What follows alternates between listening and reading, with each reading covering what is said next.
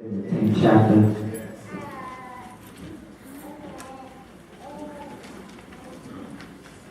While you find that, y'all help me lift this song up. When I think of the goodness of Jesus and all He's done for me, touch my soul, cries out, hallelujah.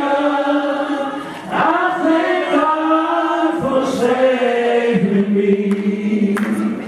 Thank God, thank God, thank God, thank God. Yes, I thank God for saving me. Thank God, thank God, thank God, thank God. Yes, I thank God for saving me. This is Matthew the 17th chapter, verse 13.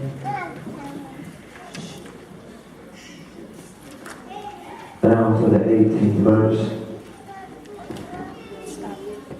Matthew 17, verse 13. Once you're found it, say, go ahead and preach, preacher. Verse 13 says, Then the disciples understood that he spoke up to them of John the Baptist.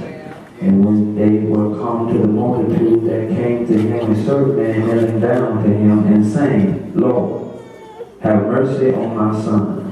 For he is a lunatic and so vexed. For oftentimes he falleth into the fire and often to the water. And I brought him to thy disciples, and they could not cure him. Then Jesus answered and said, O faithless and perverse generation, how long shall I be with you? How long shall I suffer you? Bring him hither to me. And Jesus rebuked the devil, and he departed out of him, and the child was cured that very hour. You may now be seated in the presence of the Lord. If you don't mind tonight for a brief moment, I would like to talk to us tonight on this particular topic. Why can't we do it? Look at your neighbor and say, neighbor, why can't we do it? Maybe that was the wrong neighbor. Look at somebody else that's trying to do something actually.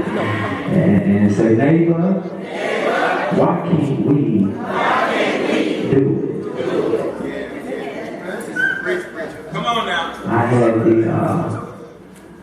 opportunity to sit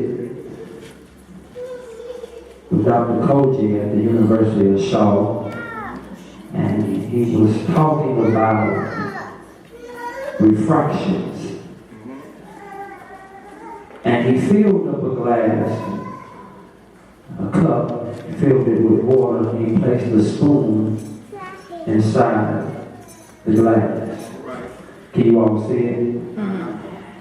And if you would look at this glass, it would appear that the spoon is broken. It looks as if the spoon is not able to do what it was produced to do. All because of the light which has penetrated the glass and has penetrated the water, and the light has surrounded itself around this metal spoon. So looking at this glass, my brothers and sisters, it looks as if this glass, this spoon that's in the glass is broken. But in reality, the spoon is perfectly fine. A refraction, like I said, is where the light passes through the water and it distorts the spoon. In other words, the spoon looks deformed. It looks crooked. It looks as if it does not have the ability to be used for its purpose. My brothers and sisters, I want to submit to you all tonight that this world in which we are living in has created a refraction which causes you and I to view life through distorted lenses. So therefore, it looks like we're going to fail. It looks like things will not work. It looks like they will never call you in for an interview. It looks like that child will never get off drugs. It looks like your money will always be funny. It looks like things will not work out for your benefit, but the truth of the matter is that the reason why the spoon in the glass looks broken is because of how you're looking at it. Are y'all gonna pray with me in here today? Paul lets us know that we walk not by what we see, but we walk by faith. This secular world somehow has taken fornication and has presented it to our youth as if it is the thing to do, which is foolish to God. Now, due to the enemy's refraction and distorted lens, our hopes and our dreams and even our faith now, new hope, are broken. I know what you're saying. My hope is not broken. My faith is not broken. Well, this is the question that I would like to pose the house with. Why can't we do it? Why can't we love one another? Why can't we pray for those that despitefully use us and persecute us? Or why can't we worship together without arguing? Why can't we pray together without complaining? Why can't we praise and worship God together without any envy or jealousy in our hearts? The question tonight, New Hope, is why can't we do it? The reason why we cannot do it, the reason why we have a hard time doing it, my brothers and sisters, is simply because we have allowed our refraction, we have allowed our conditions, we have allowed our circumstances to dictate our destiny.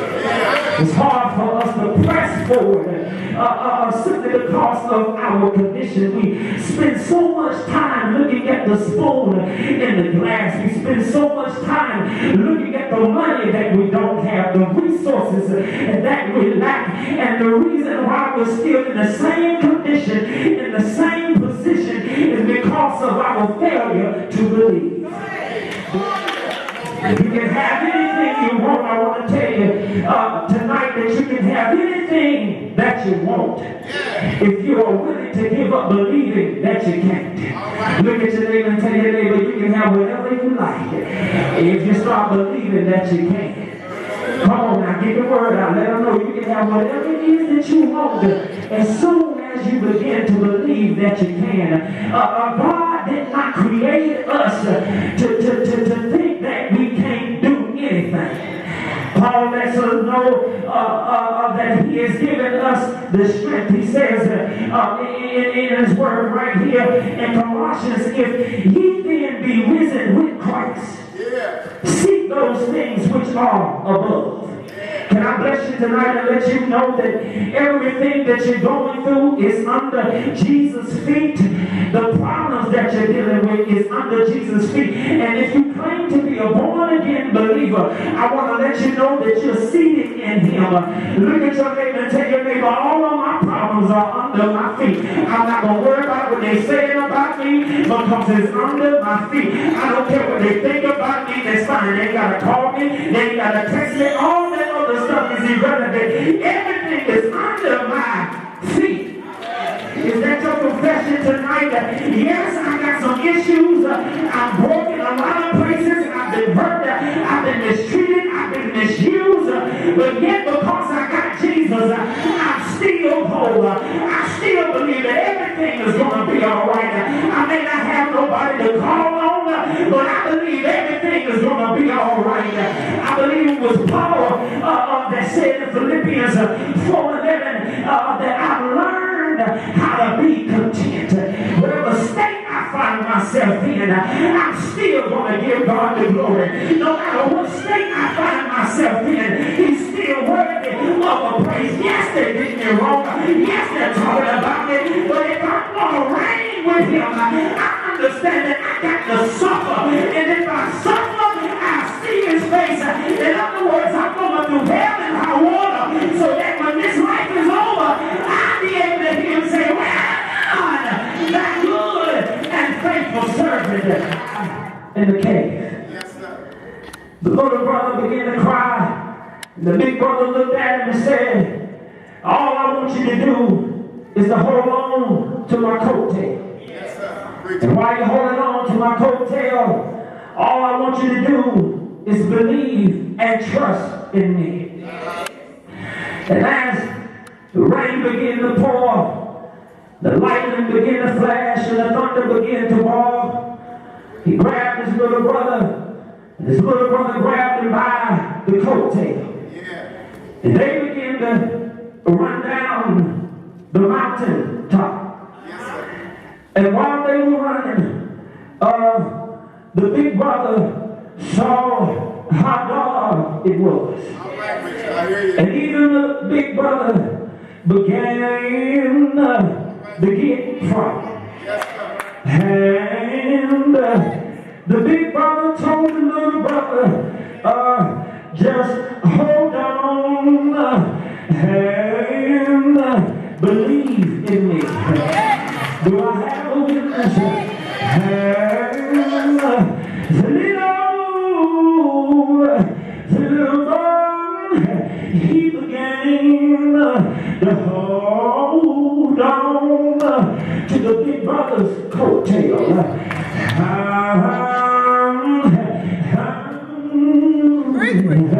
And while they were running down the mountaintop, the big brother heard the little brother, he heard him laughing. And they ran and jumped over rocks, and they ran through the walls. The wind was real high, and the rain began to fall violently.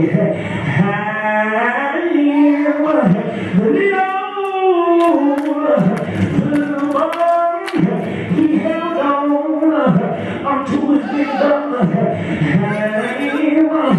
While he was holding on, the little boy was still laughing. Do I have a witness? The oldest brother, while he was running, he was beginning to become afraid. Do I have a witness? When they arrived to the car, he put his little brother in, and he asked his little brother, he said, baby brother, I thought you were scared. I thought you didn't want to leave the cave. Do I have a witness? The little brother said, he said, the reason I was no longer afraid, it was all because of what you told me. You told me not to worry about anything. You told me not to be afraid. You told me that all I had to do was just hold on and believe you would bring me out. Do I have a witness? And I want to let you know tonight, you have nothing to worry about. Just hold on and keep on believing. And keep on praising her. Trust in the Lord with all of thy heart and lean. Is there anybody in here that can testify and say, I've come this far, yet by faith I'm leaning on the everlasting arms. Is that good news? Look at your neighbor and say, neighbor, I'm holding on. Do I have a witness? I'm broken, but I'm still holding on. I'm hurt, but I'm still holding on. Do I have a witness? I got to leave you now, but before I leave, I want you to find somebody, grab them by the hand, hold their hand like you love them, hold their hand like you woke you up in the morning, and tell them, say, neighbor, be not delayed, whatever the time.